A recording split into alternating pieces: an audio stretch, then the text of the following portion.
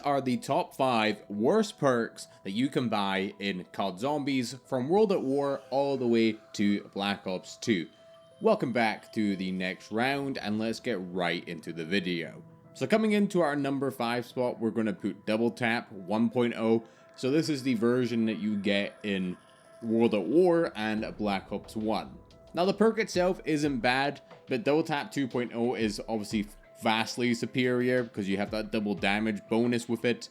But in the older games like Black Ops 1, I would very much swap that out for something like Stamina Up, where you're actually going to have a noticeable difference in your character. The perk itself in Black Ops 1 and World at War, it's not bad to have. For World at War, for example, you're going to buy it anyway because there's only 4 perks in that game, and for Black Ops 1, there's mostly ways on all the maps to get perks, additional perks for free.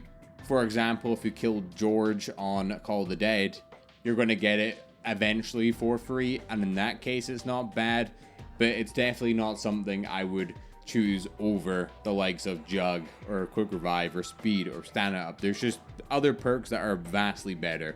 Coming into our number 4 spot, we have Deadshot Daiquiri. Now, this perk, again, it's not a bad perk. It doesn't shoot you in the foot. The one thing this perk does do, though, is lock onto heads easier with the aim assist, and it also tightens your hit spread. So on console, it works pretty well. On PC, it doesn't have the aim assist ability, which kind of just makes it a little bit less important and less relevant. And again, it's a perk that isn't terrible, but there is so many other better options that I wouldn't see myself using this long term. I couldn't recommend it, and the only way it's worth having is if you get it for free once you already have your 4 perks. Coming into our number 3 spot, we have Mule Kick. So on the surface, Mule Kick is a pretty good perk. It lets you take an additional weapon, so more ammo, more firepower. You could have your wonder weapon, a ray gun, and then, any other sort of weapon of your choice. And in certain instances, it's a pretty good perk, but when it's not good is when you accidentally put your wonder weapon in the Mule Kick spot, or you get confused and you don't know what weapon's what, and then you go down and then you lose that weapon, because there is no way to get that weapon back.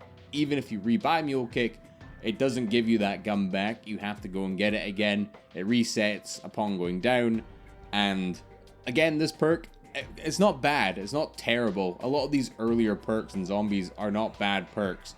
It's just in comparison to the other perks and the limits that we have as players to that 4 perk cap in a lot of maps, it's just something I really wouldn't go for. And it can hinder your game in the sense that when you're YYing or like trying to change the weapon, going through your weapon list that you have, if you're looking for your wonder weapon, it's not as simple as changing to the next weapon. It could be the next and you get flustered and you keep doing it and then you go down because you're stuck in the corner. Again, in practice, not a terrible perk. I would even recommend it for some strats. It's just something I would try and avoid if possible. Now coming into our number 2 spot, we have Who's Who. So this is a perk that is only on Die Rise. And the gimmick of this perk is it's pretty much like Quick Revive, but worse. The only benefit is there's not a cap on buying it.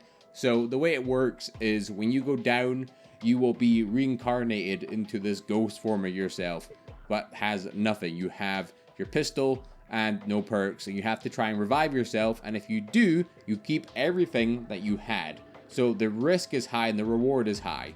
It's just in practice, especially on a map like Die Rise, it's almost near impossible to revive yourself, especially if you're a bad Zombies player like myself. It's again something ideally I would like to avoid. It can very much hinder you, and the only time I could ever recommend getting it is at a last resort if you've completely used your quick revives up, because it does do something, it's just not great. Now coming into our number 1 spot for the worst perk in COD Zombies from World at War to Black Ops 2, it has to be Tombstone. So Tombstone is only available in co-op play, so you can get it on Transit and Town, and that's it. So the way the perk works is you buy the perk, and if you go down, you can sacrifice yourself to the zombies, completely eliminating the need to be or want to be revived.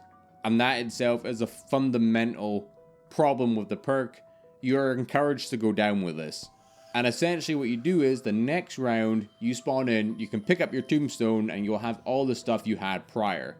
Now, it sounds like a cool perk, yes, especially in a map like Transit where it's so big where you might not be able to make it to the other person in time. But I really just can't vouch for a perk that very much encourages you to bleed out instantly and doesn't give the other players a reason to revive you.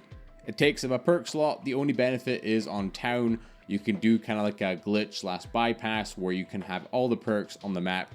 And in that way, it's pretty good. That's pretty great.